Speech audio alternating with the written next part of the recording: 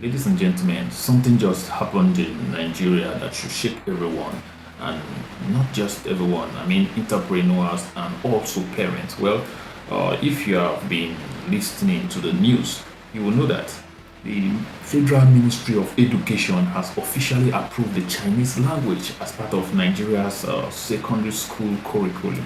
Yes, I mean the Chinese language.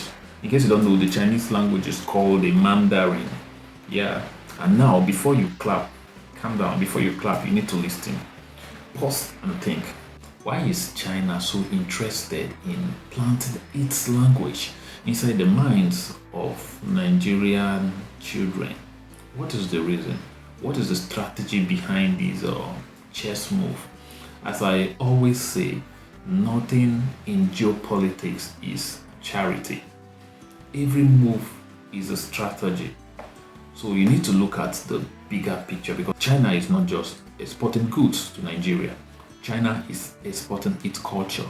China is exporting its value and its influence. So language is the doorstep to culture, and culture is the foundation of power.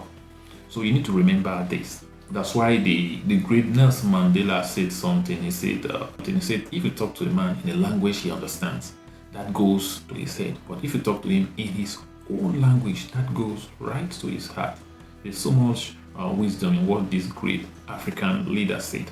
So China knows this, and that is why they are not satisfied with just building roads anymore. They are no longer satisfied with just building bridges and airports in Africa. They want the next generation of Nigerians and Africans to think in Mandarin.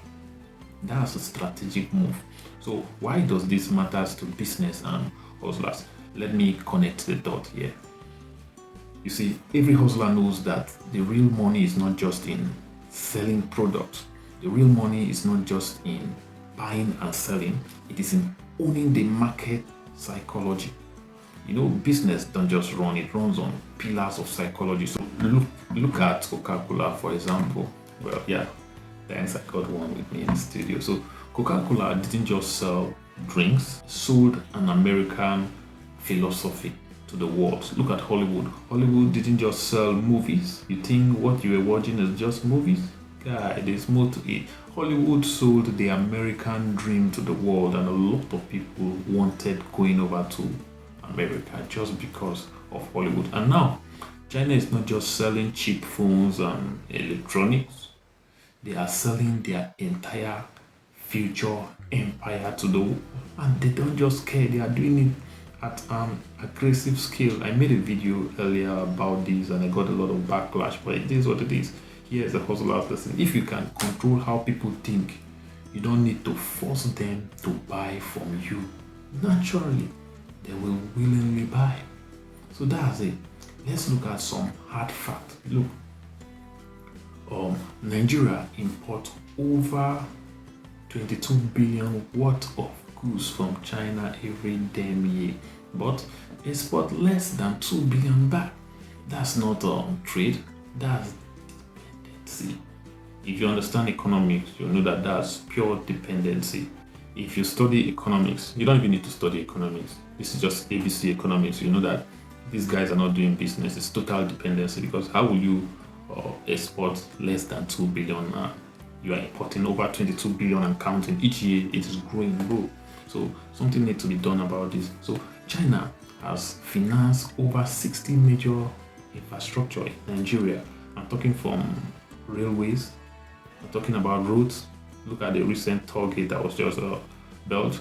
I'm talking about airports. But every loan comes with certain conditions that it seems our leaders are in a hurry to sign without even seeking public approval or public opinion. And now with language in school, that means they are planning their route in the future workforce of Africa.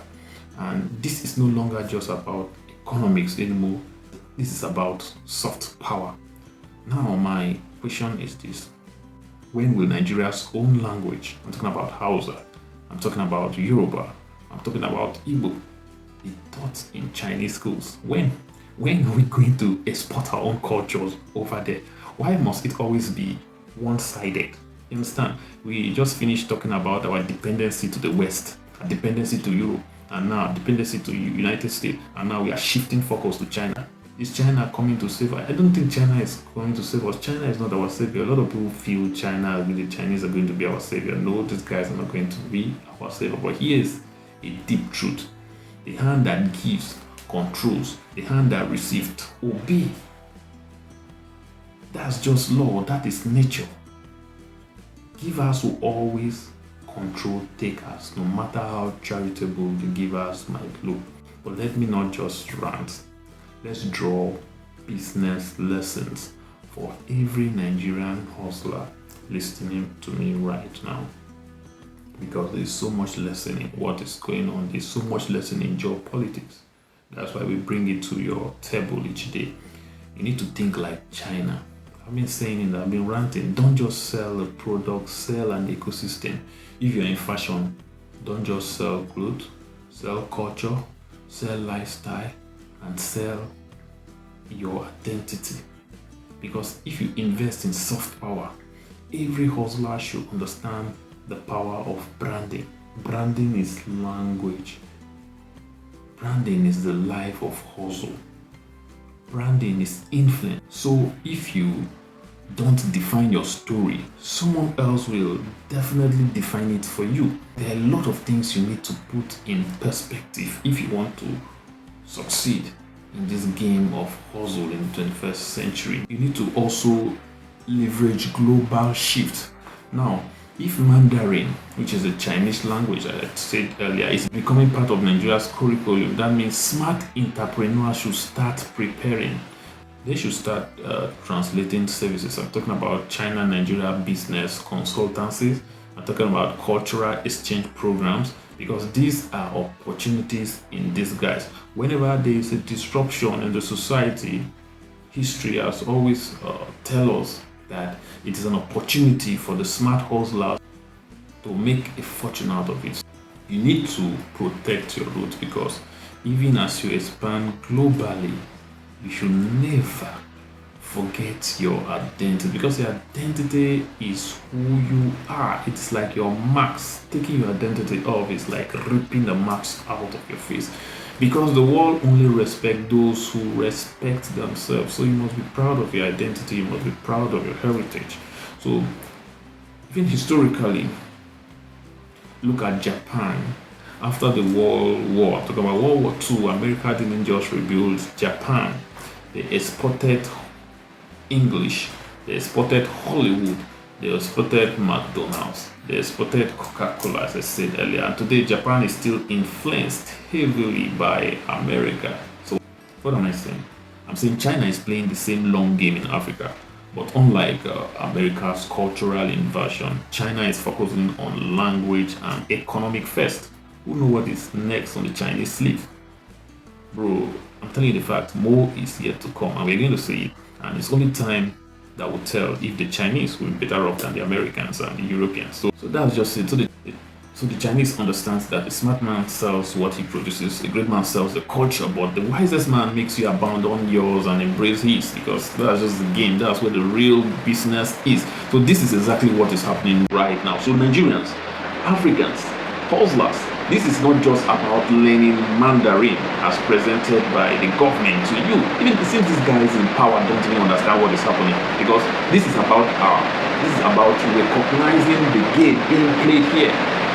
Only few can see. A lot of people have eyes, but these guys are not seeing what is happening. So the question is, are we just pawns in the China's global chessboard?